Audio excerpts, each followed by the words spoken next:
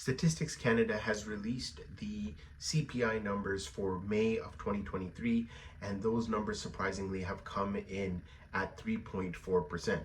Now, if we look back at what was happening in the month of March and April, in the month of March, we actually had a CPI rate of 4.3%, and then in April of 2023, we had a slight uptick of 0.1% at 4.4%, and that actually resulted in a quarter point increase by the Bank of Canada. So now we're going to be basically looking at this data to see how does it actually affect the real estate market and for those who are mortgage holders in Canada. 1, 2, 3, 4.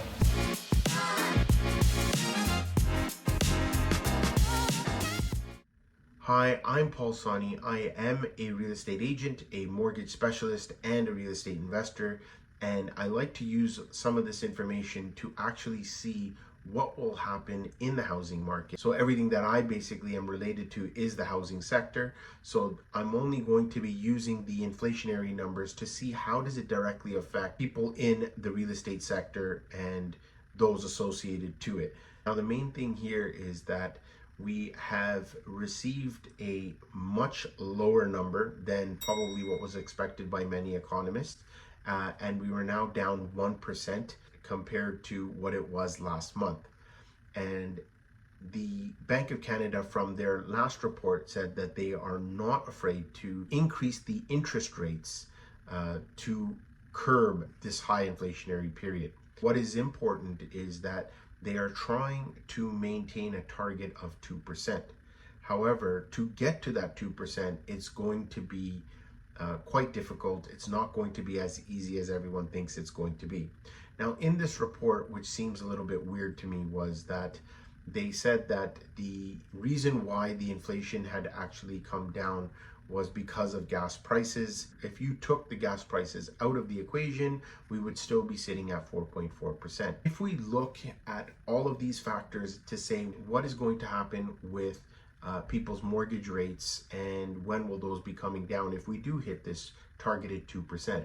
Personally, I don't think that even if we do hit the 2%, it's not going to be coming down anytime soon.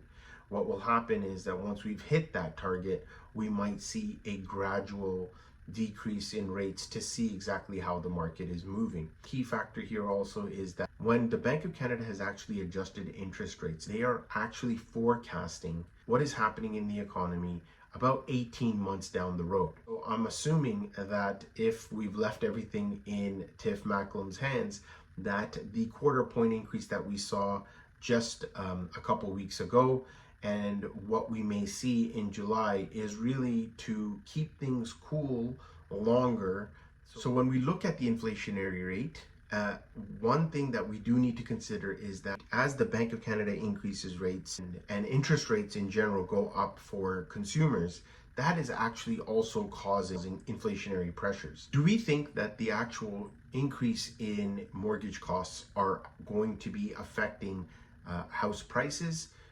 To a degree they have, because of obviously qualifications, and as a result, if you can't qualify, less buyers in the pool, and therefore those stronger buyers will be able to control the market and pretty much offer prices that are going to be a little bit lower, where sellers who are desperate are going to accept those offers and therefore change the market prices. Now, there are also a lot of sellers who are basically going to be staying put because they won't know what to do next. I'm going to look at my market reports. You would actually see what is happening in the rental markets for 1 bedrooms, 2 bedrooms, 3 bedrooms, and in different cities throughout. So for investors, it's great, but at the same time, the carrying costs are so much more that it's going to affect the inflation rate also. When the banks had introduced the stress test at 5.25%, people felt that that was a little bit aggressive and unrealistic.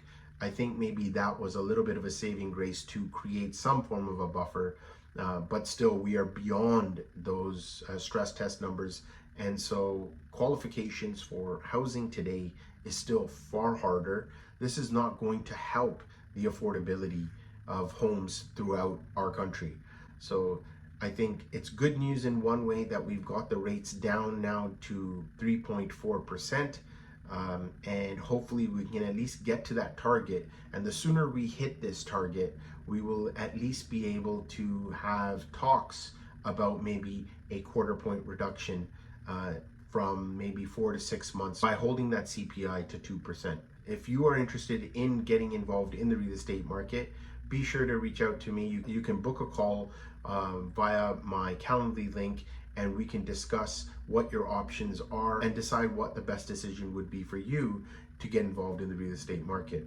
Be sure to like, subscribe, and share this video with others that may be looking at real estate and trying to understand what is actually happening with the real estate market as inflationary pressures have come down and with higher interest rates. Do you think the Bank of Canada is actually going to use the data that they've seen this month and perhaps halt rates? And as you can see, that rates have actually had gone up 8 consecutive times before the Bank of Canada actually halted the rates for 3 months and then raised it again a quarter point. The Bank of Canada had mentioned that they will not necessarily be halting rates, and they will not be afraid to increase rates to curb inflation. Do you think we can breathe a little bit easier seeing that the inflationary rate has been controlled or at least dropped down to 3.4%?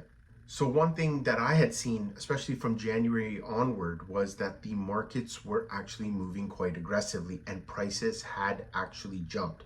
Now, as many of the media outlets were focusing on year-over-year numbers and saying that, markets are still down, but no one was really looking at the actual monthly figures to see how they were going up. I highly encourage you to take a look at some of my videos on my market reports, as you can see where prices were actually going for individual cities. Be sure to like, subscribe, and comment on my videos, as it does help the algorithms. My goal is to build a community where we use knowledge to our benefit to make informed decisions when it comes to real estate investments.